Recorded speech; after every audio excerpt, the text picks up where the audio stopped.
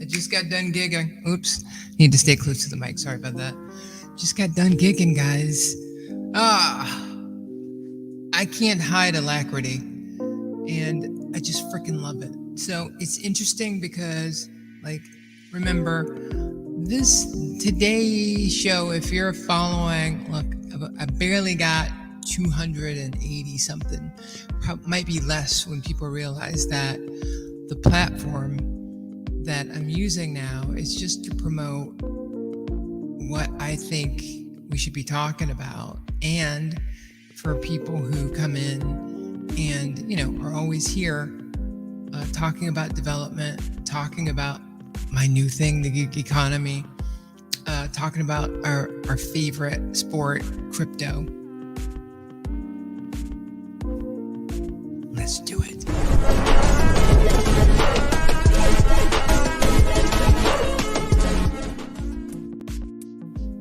Hello, welcome to the Build Show. My name is Potter. I am a early retired consultant, technologist and I have traveled internationally for work. That includes Germany, Ireland, London, China,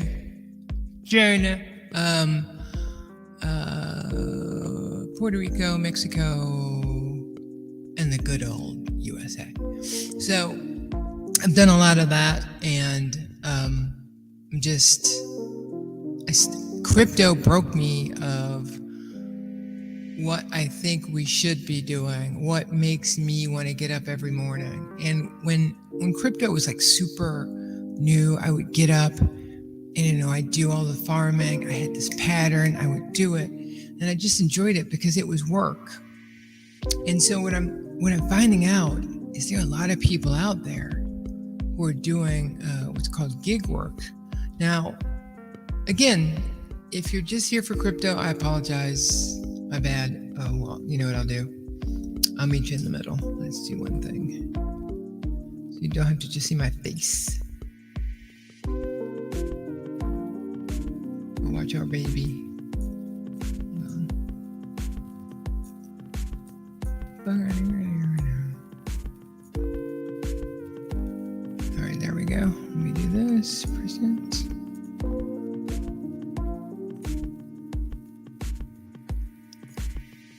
No. Yeah, that's it. And I want to put me down here. So there's just something new out there. It's called the gig economy, right? And you know how in our crypto, in our crypto collective, you got people warring against each other. They've got that in the gig community too. People use right now for deliveries. The main one is DoorDash. But people also, I signed up for Uber Eats. I turned it on today. I don't get it, but I'm making over $100 a day, and that's not even trying. If I put in double the hours, I would be making $200 a day. If I put in triple the hours, I'd be making $300 a day, right? But I just enjoy it. As a consultant, you still get to interact with the client. If you're in the managerial role, which I was, you get to do exciting things. But taking people's stuff that they're always happy about it, I can't see why people would start infighting, right? But there's a lot of fighting. There's this one guy, his name's Pedro. I don't remember his last name. And he's kind of considered the Jesus DoorDash. And it's kind of funny because he looks like him. He's very, he's got that Andrew Tate messaging, so I can't relate with all of it. But he's very common sense. He actually reminds me a lot of the original co-host of the show, Matt. And, there were people like in the crypto world just coming at him, saying they were going to get some audits, and and then you bring the person online and they have no data. It's just bark, just trying to bring somebody down. you know. But I've started going out earlier.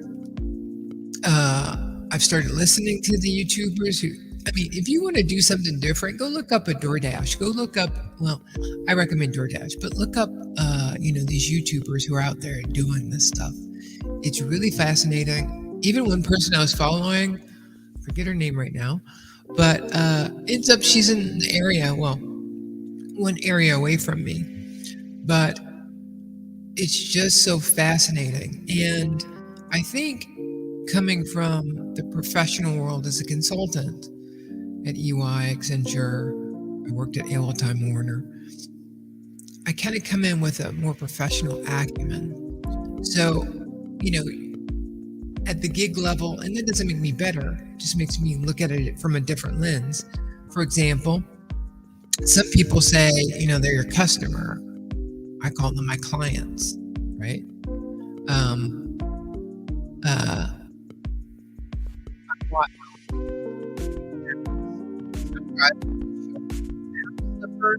And pajama bottoms. I don't show up like that. I kind of show up like this every day. I've got on a uniform. So, yeah, it's always a Brady uniform. But people like that. They like that. And I think it just builds a brand of trust. The Brady brand is trustworthy, right? And so, I'm doing daytime DoorDash. So it's a different kind of crowd. I suck at apartment buildings. It's so much fun. I can't believe it's fun. Like, you remember if you were in college, maybe you didn't go to college and you were in high school, and you did your friends would be like, "Hey man, I'll give you money if you take me to this place for gas." It's like, okay. And so, but the thing about it is it's a community, right? And I look on Instagram, I sent out a message that said, "Don't let bad people bring you down." I got a policy violation. I sent a message to someone that said, "Hey, beautiful picture, frame it."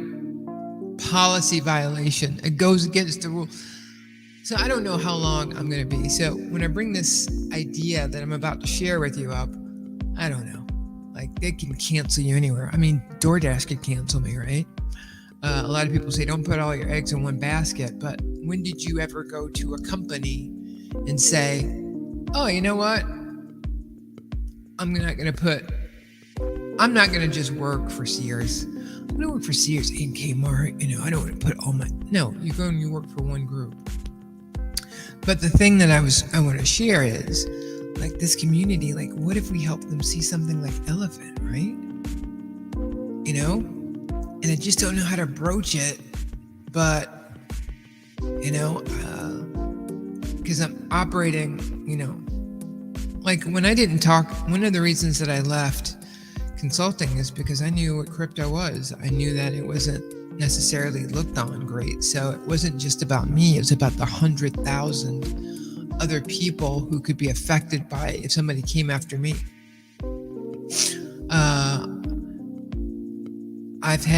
It just got settled. I had a state. I'll go into more I'll go into more descriptions of it later, but I had a state. I gotta watch my words. But they accused baselessly of several sanctions, the stuff that I didn't even do, right? So a judge at the first trial said, "Okay, I don't see anything here, but if you want to go back and do it," so it was dismissed with prejudice. And then it took another couple years, and now another judge has said dismiss without prejudice. And you guys who've been screwed over, you want to sue these people to get your damages back for a baseless lawsuit? Okay.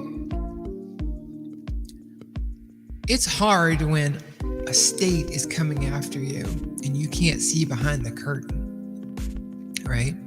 So when I look at, bringing these two huge economies together, because the gig worker is the exact person who would be interested in a DeFi project like Elephant, right? But how do I get them on?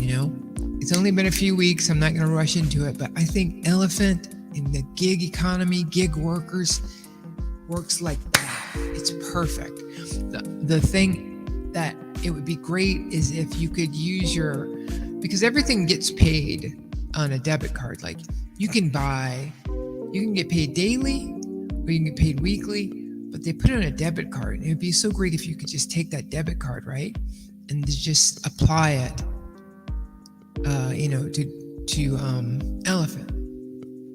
But I just wanted to give you guys an update. I did have disappointing news. There was, I'd been working on this project, and I don't feel like I had enough information to make it what they wanted. And, that funding went away. But, maybe I just need to work with people who understand software development, because if you think you can just put something together and just, oh, well, you said you could do it. I said that I could bring you an alpha version with some functionality. I would never tell anybody I can develop an application that takes 8 people to develop by myself in like a third of the time. You don't do that when you're trying to create an ethical app. But then today I got pinged about another gig. So, on the dev side, that's about it. But I do miss you guys, talking to you guys in the mornings. But I think you'd be the first to tell me, you better make that money. You better do that hustle. I'm going to make the video shorter so you guys can catch up with me. And if I have something to talk about, maybe I'll just do impromptu. This was the first time that I just logged in. Oh, wait a minute. I didn't change the title. Dadgummit.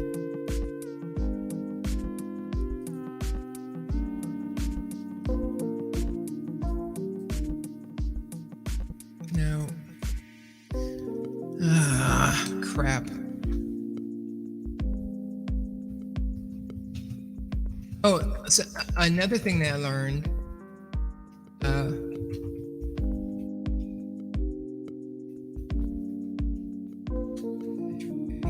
in the description I did it, I just didn't change the title.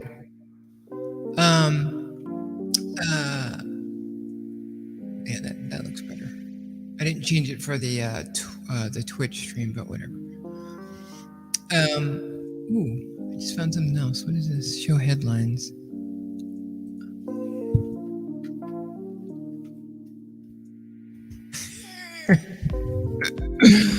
Yeah, oh yeah. I said that in the car the other day. Today I was like, hey, I'm a gigger. Ooh. Oh, I better watch that. But man, it is just, I wish that I could stream more live to show you guys like the Shipt, Amazon Fresh, Uber Eats, DoorDash.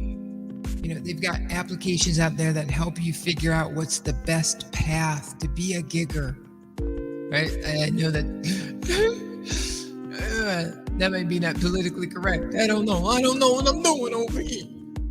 But it's just you're so empowered in the gig economy, and there's so many people out there who've been doing it for like several years that you can go and learn from all of their mistakes. The bonus for me is I'm gigging in a town that I used to ride my bicycle down streets, that I went over my friends' houses when I was in high school. So I know back roads and, the quickest path and where there's not stop signs. I always do the speed limit because one ticket, it just will blow everything. But knowing your restaurateurs, them getting to know you, presenting yourself professionally, oh man, it's just so much fun. And you want to say, you know what, like today, I was supposed to gig until like 3. I was like, you know what, I've already made over $100. I'm done. But if I wanted to go back out, I could. Got a comment?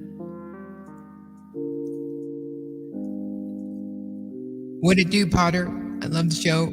Appreciate the content. You messing with the Carol Protocol?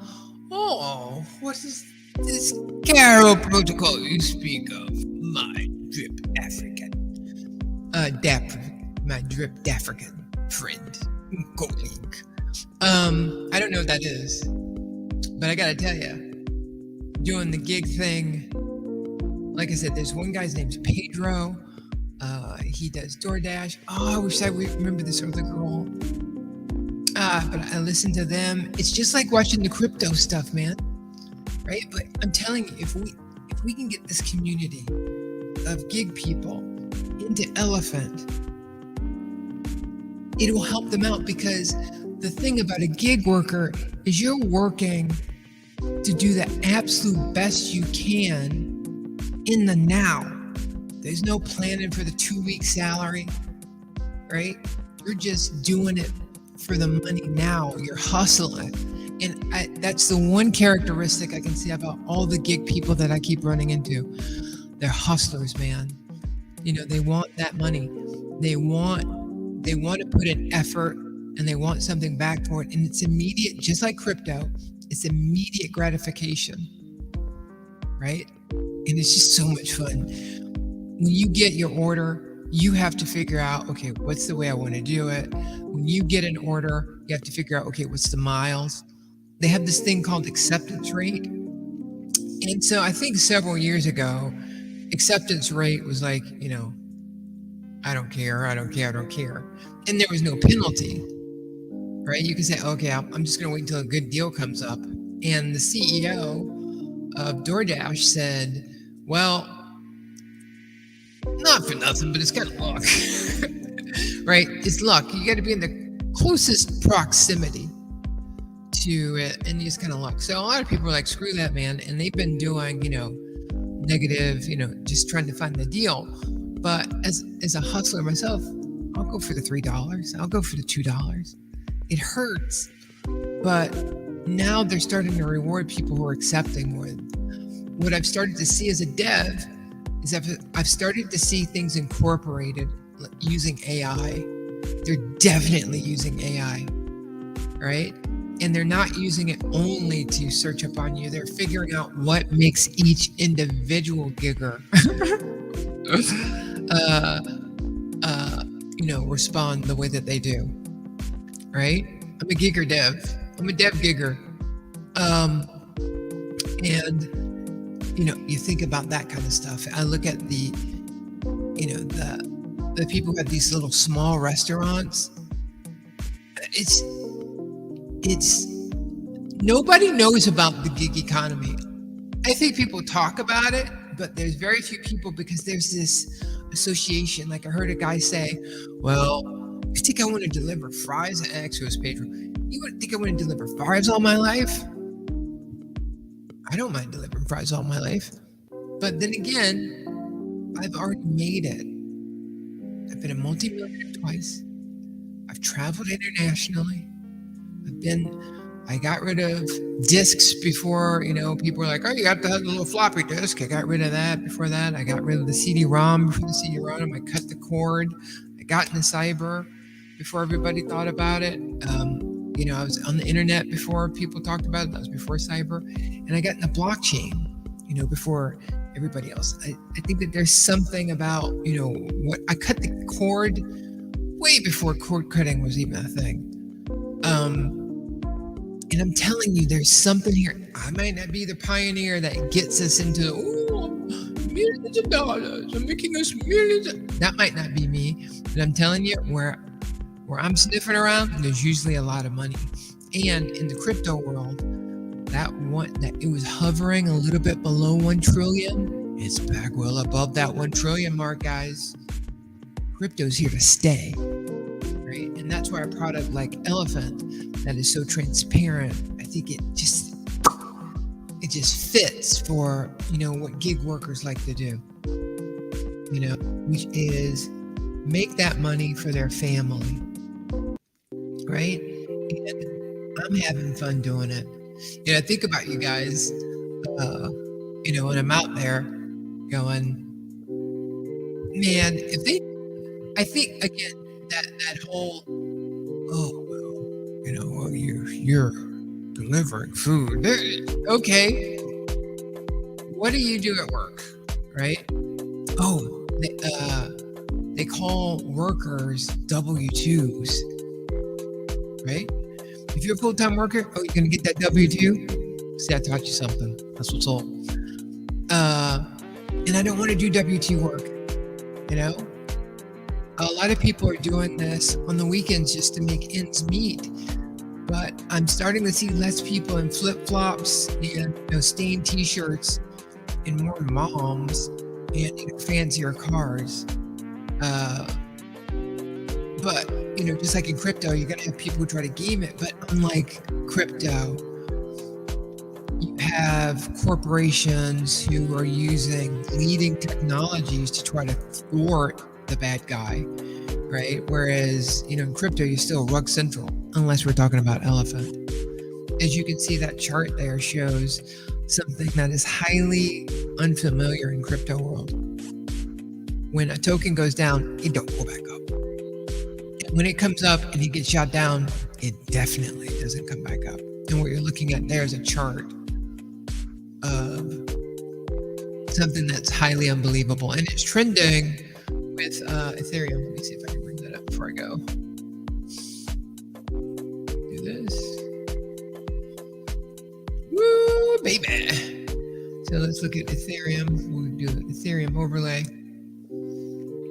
Look at that. What do you know?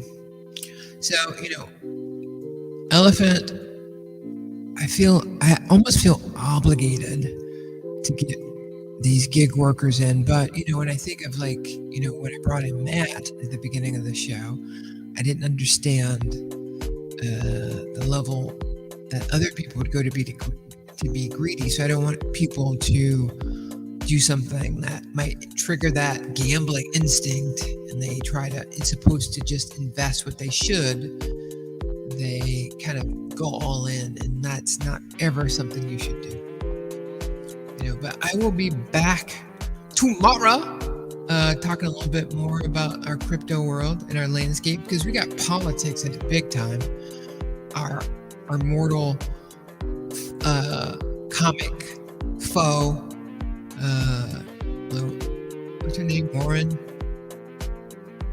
Anyway, she doesn't like us. I think if she could get a way to make gig workers not make money, she'd figure out a way to legislate that too. She's not on our side. She's not for the little guy, right? That's all we are in crypto and in the gig economy. We're a bunch of people working hard to try to make that money, trying to get that hustle, but not only so we can tread water, so that we can get ahead. And I think that this gig economy, allowing crypto to be intertwined with it, would be unfluffenstoppable. You heard it here first, and I hope that you go on that ride with me. I will see you guys tomorrow, and as opposed to game on, dash on.